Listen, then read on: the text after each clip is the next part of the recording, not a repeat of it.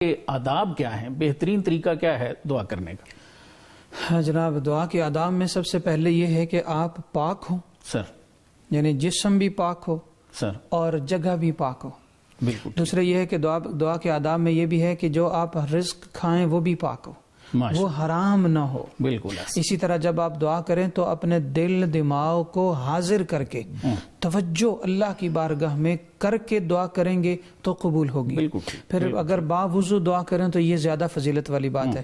اگر کسی بھی وجہ سے وضو نہیں کر پائے تو پھر بھی آپ دعا کر سکتے ہیں اور اللہ تعالیٰ قبول فرماتا ہے۔ بہت سارے نمازی ایسے ہوتے ہیں کہ جب وہ نماز پڑھتے ہیں تو نماز پڑھتے ہی بغیر سلام پھیرنے کے فوری بعد وہ بھاگ جاتے ہیں اور دعا نہیں کرتے، اور بہت سارے لوگ ایسے۔ بہت ادب سے روکوں گا، یہ ارشاد فرمائیے، میرے ایک ذہن میں بات آ گئی ہے، نماز کے دوران سجدے میں دعا، جی اس کا بھی کوئی کنسپٹ؟ جی بالکل ایسا ہی ہے۔ جب نماز مکمل کرتے ہیں تو سلام پھیرنے کے بعد جو دعا کی جائے، آقا علیہ السلام کی دائمی سنت ہے، وہ دعا رد نہیں ہوتی، مگر بہت سارے لوگ بلا وجہ کی جلد بازی کی وجہ سے اس سے محروم رہ جاتے ہیں۔ پھر دعا کے آداب میں سے یہ ہے کہ سجدے میں جا کر دعا کرنا آقا صلی اللہ علیہ وسلم کی سنت ہے اور آقا علیہ السلام کی محبوب سنت ہے، لہٰذا ہمیں چاہیے کہ ہم سجدے میں جا کر بھی دعا کریں۔ مگر بہت سارے لوگ آج کل سوشل میڈیا پر یہ بھی کہتے ہوئے مجھے سنائی دیے ہیں اور پڑھنے کو ملا ہے کہ یہ جو سجدے میں جا کر دعا کرتے ہو نا، یہ بدعت ہے، اس کا حقیقت سے کوئی تعلق نہیں۔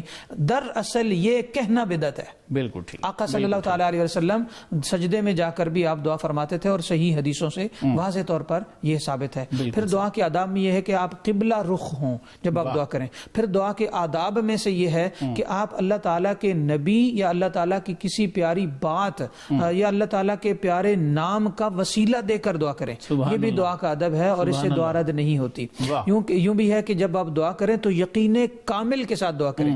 دعا کے آداب میں سے یہ بھی ہے کہ جب آپ دعا کریں تو یہ نہ کہیں یا اللہ اگر تو چاہے تو مجھے دے دے اور اگر چاہے تو نہ دے۔ آقا علیہ السلام نے اس سے سختی سے منع فرمایا، دعائے معلق کہتے ہیں شاید۔ یس، دعائے معلق۔ تو فرمایا وہ والی دعا کرو جو یقین والی دعا ہو، اور وہ یہ ہے کہ یا اللہ میں تجھ سے تیرے پیارے نام کا صدقہ مانگ رہا ہوں، تجھے تیرے رب ہونے کا واسطہ دے کے مانگتا ہوں، یہ تو مجھے عطا فرما دے۔ تو اللہ تعالیٰ کو ایسا یقین کے ساتھ دعا کرنے والا بندہ بہت زیادہ محبوب ہے اور اس کی دعا یقیناً قبول ہوتی ہے۔ یعنی دعا میں جلدی نہیں کرنی چاہیے۔ اور پھر یہ ہے کہ جس طرح ڈاکٹر صاحب نے پڑھا نا، فَادْعُوا اللَّهَ مُخْلِصِينَ لَهُ الدِّينَ إِنَّهُ لَا يُحِبُّ الْمُعْتَدِينَ۔ تو یہ ایک اور آیت ہے، تو فرمایا کہ اللہ تعالیٰ سے مخلص ہوتے ہوئے دعا کرو اور عبادت کے دوران دعا کرو اور حد سے نہ بڑھو۔ تو دعا کا ایک ادب یہ بھی ہے کہ دعا اطمینان کے ساتھ کرو، مگر ایک ادب یہ بھی ہے کہ حد سے نہ بڑھو۔ دعا میں اتنا لمبا وقت نہ لے کے جاؤ کہ دعا کے لیے ہاتھ اٹھانے والے تھک جائیں، کیونکہ سب سے پیچھے دعا کی بات ہو رہی ہے، آگے حد سے بڑھنے سے روکا جا رہا ہے۔ تو باقی حدود تو بعد میں آئیں گی، سب سے پہلے تو دعا کی بھی ایک حد ہے، وہ یہ ہے کہ جب آپ نماز بھی مختصر پڑھو۔ یس، مختصر پڑھو۔